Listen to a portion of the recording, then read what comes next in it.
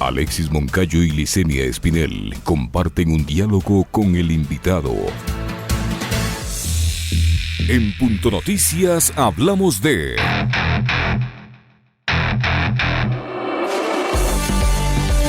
El Consejo de la Judicatura publicó los resultados definitivos del concurso de jueces para las 16 vacantes disponibles. Esto luego de un proceso de calificación y recalificación en la fase de méritos. De los 100 postulantes, ninguno obtuvo la calificación máxima de 25 puntos, solo 2 alcanzaron más de 20. De acuerdo al informe que ya está disponible en el micrositio habilitado para el concurso, los mejores calificados fueron Gilia Morales con 21 puntos y Alejandro Arteaga con 20.5. 38 aspirantes a jueces tienen calificaciones entre 10 y 20 puntos y 60 personas lograron menos de 10 puntos.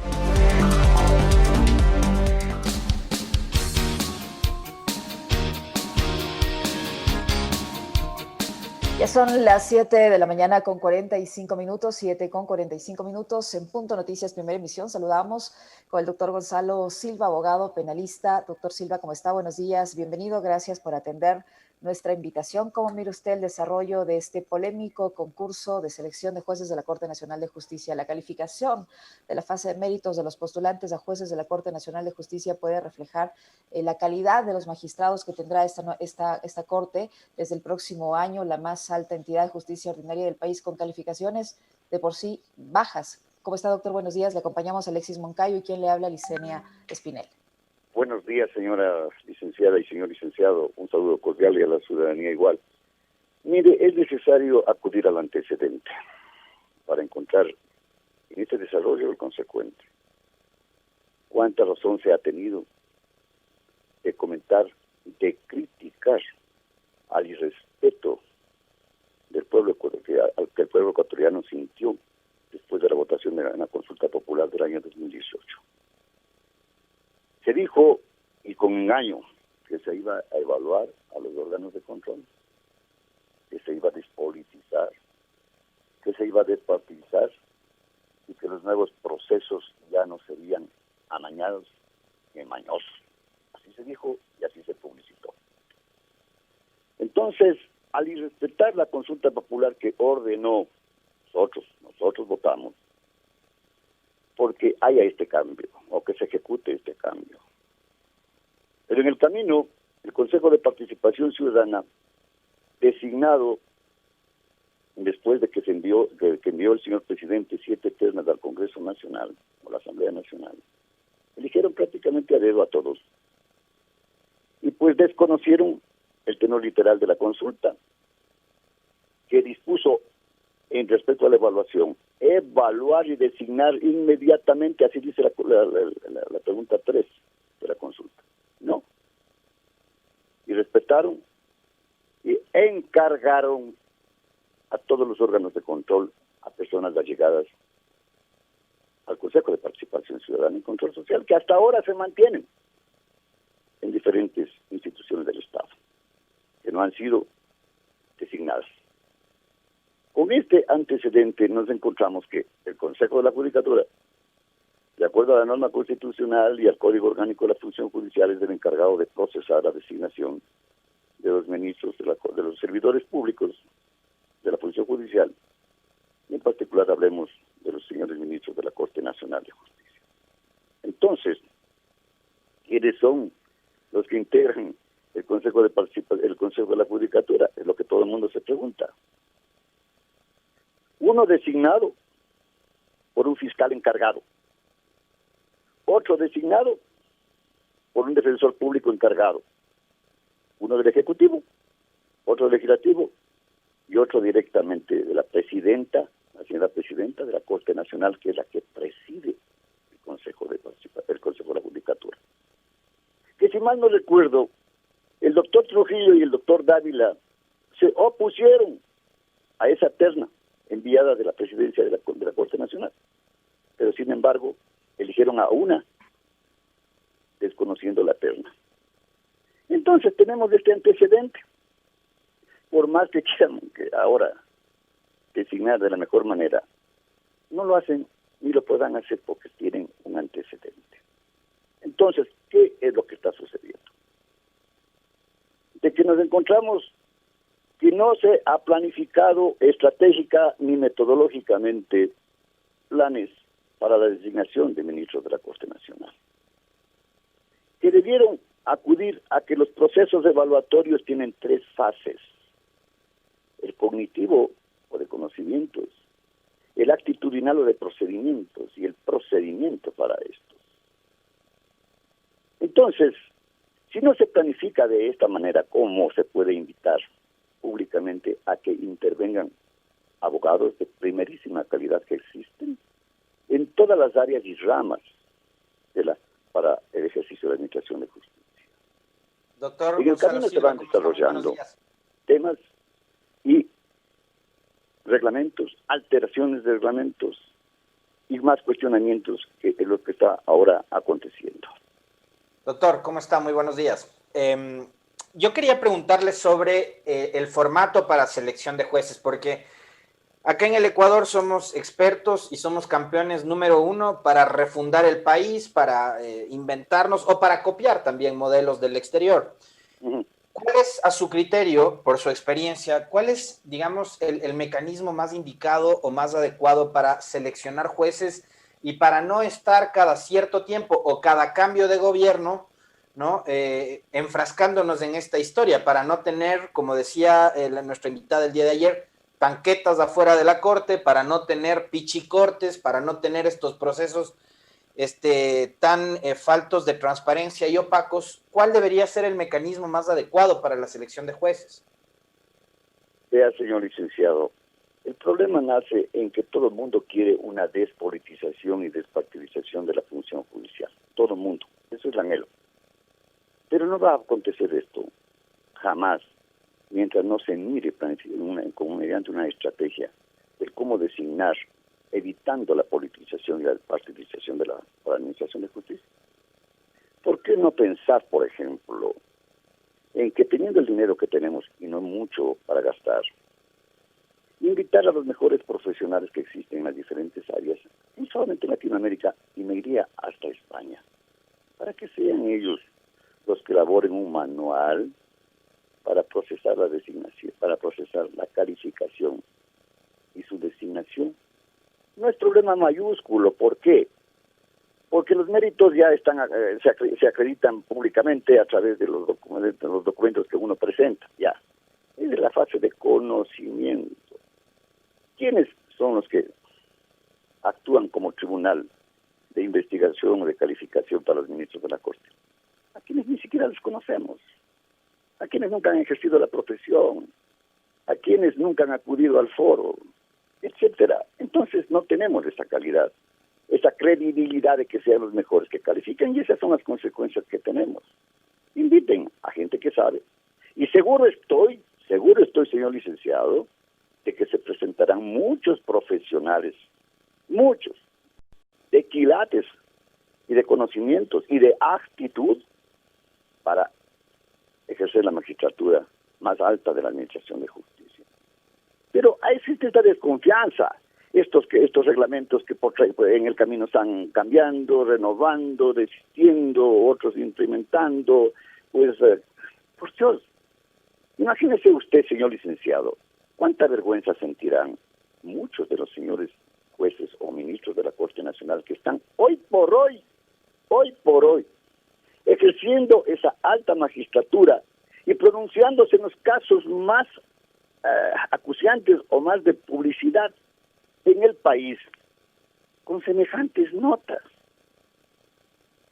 Entonces, ¿qué credibilidad tiene una resolución si deviene de alguien que no tiene los suficientes méritos? Todo el mundo se pregunta, ¿no es verdad? Entonces, hay que evitar. Pero tenemos un antecedente que es muy negativo, pues, doctor Gonzalo Silva, el antecedente de la fiscal Diana Salazar y de cómo ella fue elegida habiendo obtenido un puntaje realmente bajo en la prueba escrita, ¿no? Es que el Consejo de Participación Ciudadana y Control Social, pues, acreditó una puntuación elevada para la presentación pública de un profesional. ¿Qué hicieron con la señora doctora Salazar? Por decirle que recuerde bien, en una puntuación para 30 puntos, le dijeron, Háblenos sobre la cooperación eficaz. Eso le preguntaron. Pero si la señora maneja la cooperación eficaz toda la vida, ¿cómo le van a preguntar? Pregúntele. ¿Usted está de acuerdo con la cooperación eficaz y por qué? ¿Es constitucional o es inconstitucional? ¿En qué situación se queda la Administración de Justicia con estos procesos, los beneficios de supuesta celeridad? ¿En qué situación se encuentra la víctima de un delito que ni siquiera se cuenta con él apenas para que vea o escuche lo que está pasando? Esas son preguntas que nunca se efectúan. Y sabemos y conocemos públicamente, además, de que todas las preguntas que se presentan o se preparan para en formatos, para los ministros y todos de la Corte Nacional, etcétera, ya conocen las preguntas y, por supuesto, también las respuestas. Esto es público. Otros son los procesos de designación, señor licenciado, a los que me he referido. Actitudinalmente. ¿Cuántos títulos tienes? No los necesarios. ¿Cuánta experiencia tienes? Eso es importante. No es lo mismo la puntuación de un catedrático de universidad que toda su vida ha ejercido el manual de profesor, al manual de un abogado en libre ejercicio o de un administrador de justicia. Son diferentes parámetros. Eso se tiene que considerar. Doctor Silva, en este sentido, entonces no tendría validez o no tendría la suficiente amplitud esta serie de preguntas que va a elaborar el Comité Especializado de Catedráticos que en teoría apoyan este proceso de selección de los jueces de la Corte Nacional. Si son un grupo de catedráticos que no está en afinidad con lo que hace el abogado litigante a diario, estas preguntas no estarían sujetas a la realidad. ¿Qué aporte tienen? ¿Qué tan legítima pueden ser? Esa es la preocupación, pues, señora licenciada, de que elaboran preguntas, muchas de ellas, que llevan un hilo de contrabando a que no respondan bien, u otros para que sepan qué es lo que tienen que responder, cuando la prueba cognitiva no tiene que decir cuántos son los requisitos para el recurso de casación, por Dios, sí, los abogados sabemos. Sin embargo, nos encontramos con sorpresas que no nos aceptan o no nos admiten. ¿Por qué será la pregunta? ¿Y por qué admiten a otros? Porque la misma pregunta no va por allí, sino que usted va a hacer en la Corte Suprema. Los que hemos estado o honrado la Corte Suprema de Justicia hemos dejado huellas. Es la que tienen que dejar todos. Pero no con estos procesos que ya están cuestionados. Todo el mundo está cuestionando. ¿Por qué será? Por más que los señores del Consejo de Participación Ciudadana, uno o dos, salen a defender, tienen sus razones para su defensa. Los demás no se les escucha absolutamente nada. Incluso uno de ellos renunció. Entonces, si no tenemos un sostén de equilibrio entre la moral y el derecho que debe ejecutar el Consejo de la Judicatura y que debe respaldarse y respaldar a quienes van a designar, pues la duda continúa. Y duda en la cual se encuentran muchos de los señores jueces y ministros actuales, como les he referido. Imagínese usted, mañana pasado les van a latillar en la mitad de la calle con ortiga negra. Tú, con ese grado de conocimiento, me sentenciaste. No es esa la forma.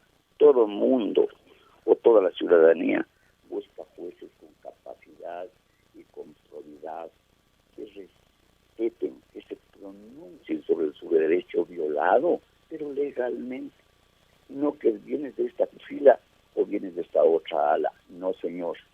Yo he tenido la oportunidad de recorrer a través de tantos años que tengo en un ejercicio profesional de avisorar, digo yo mejor, cuántos ministros de inclusive diferentes ubicaciones ideológicas del país que han honrado a la Corte Suprema porque olvidaron en la puerta de la casa la ideología y fueron allá a la función judicial, al servicio.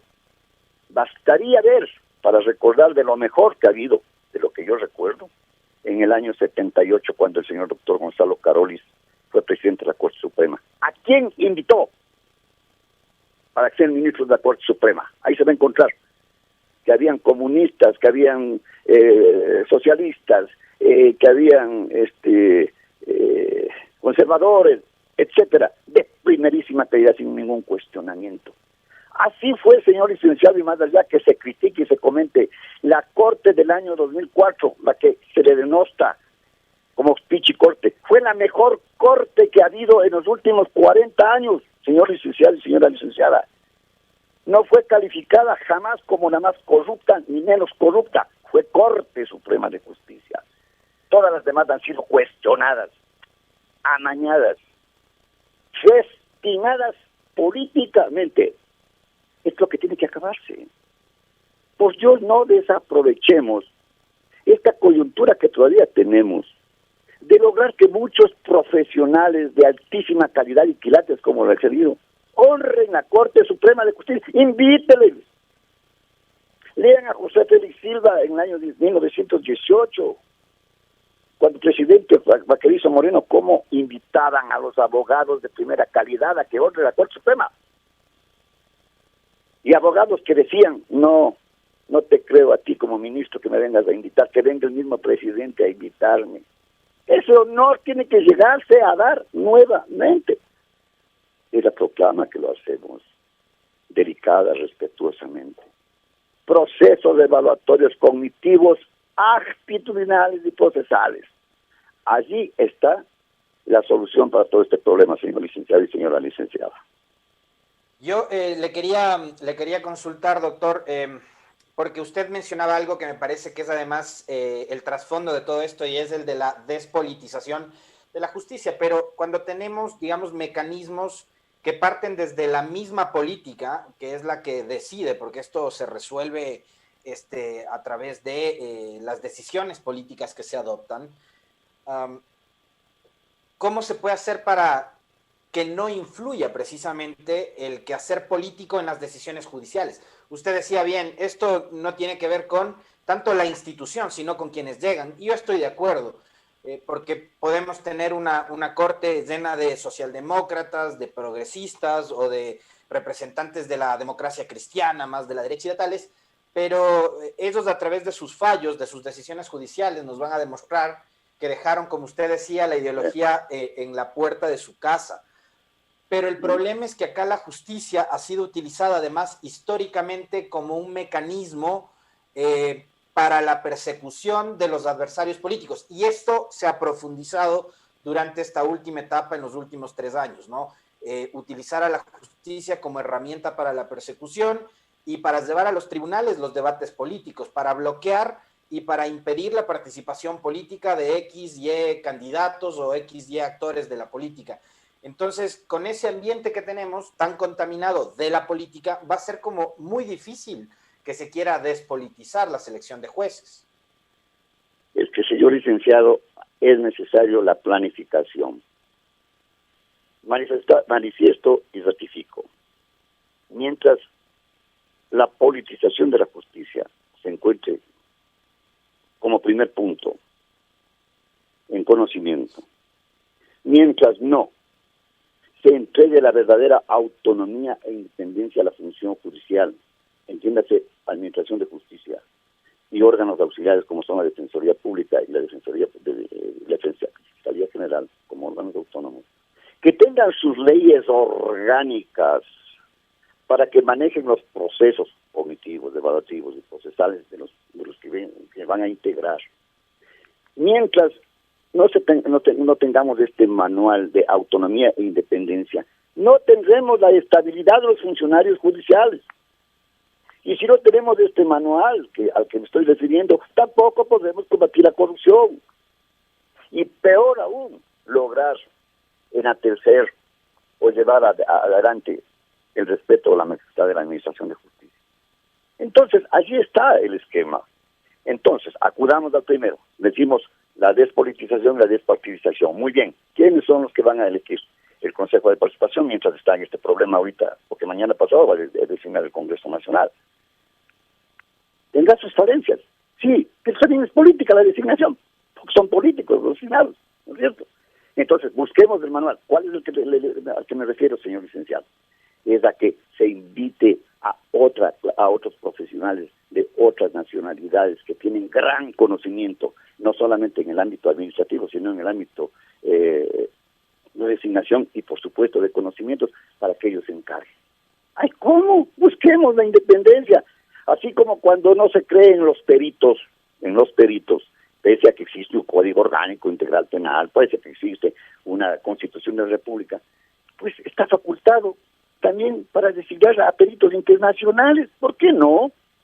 Para designar a los más altos representantes de la Administración de Justicia, pero con requisitos de otra naturaleza. ¿Cómo puede imaginarse, señor licenciado y señora licenciada y público en general, que para ser ministro de la Corte Suprema de Justicia solo se necesita 10 años de experiencia, que solo se necesita 15 años de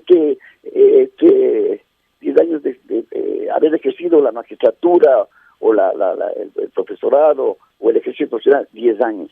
Tener solamente el título de abogado.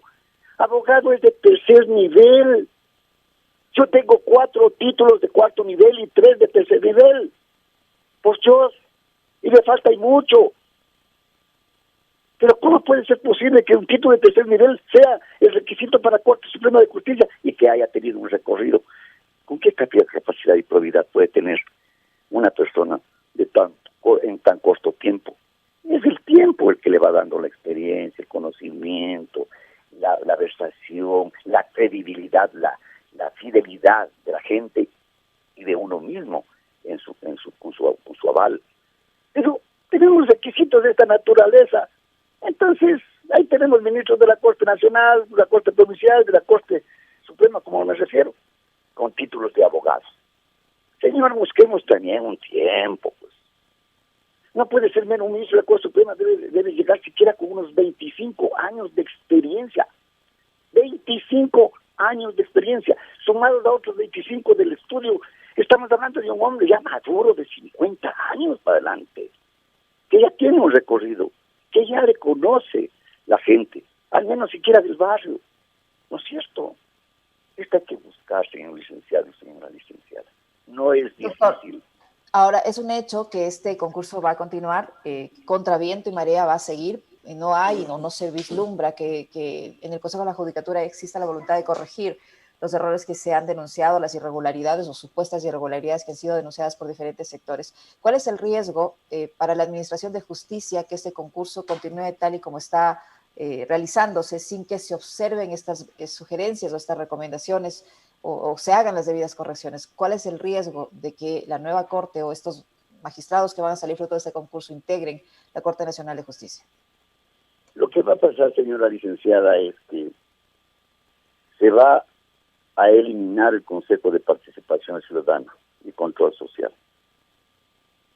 Automáticamente, todos sus designados quedarán fuera de sus puestos y vendrá un nuevo tiempo en el que se designe contralor, procurador, Consejo de la Judicatura, defensor público, defensor del pueblo y por ende todas las otras instituciones que deben acreditarse con el nombramiento de los principales. Esto va a pasar, señora licenciada, a poco tiempo, a poquísimo tiempo. Porque continuar con esta forma o con esta manera de designar a la gente, que tenemos a un contralor que no es contralor, que tenemos a un procurador que nunca rinde cuántas causas ganó, cuántas causas perdió, cuánta plata el Estado ecuatoriano ha malgastado en procesos viciados. No tenemos un defensor público, un defensor del pueblo que hace todo lo que puede humanamente hacia él, al respeto de su institución, un Consejo de la Judicatura que solo se dedicaba a sancionar, ahora ya no puede por una disposición de la Corte Constitucional, pero no salen a defender. Yo creo que defiendan unos 2 señores que están saliendo ahí simplemente a decir, mire, todo está perfecto, pero tan perfecto está que se apaga el sistema, que se enfría el sistema, y cuando se calienta les ponen 93 o 73 puntos, cuando el máximo es de 25. ¿Quién cree en esto? Entonces, la credibilidad es la que tiene que imperar. Y si no existe credibilidad o confianza, no tendremos al ser humano que todos anhelamos en la alta magistratura de la función judicial, señora licenciada. Punto Noticias. Estamos en las noticias que hacen historia.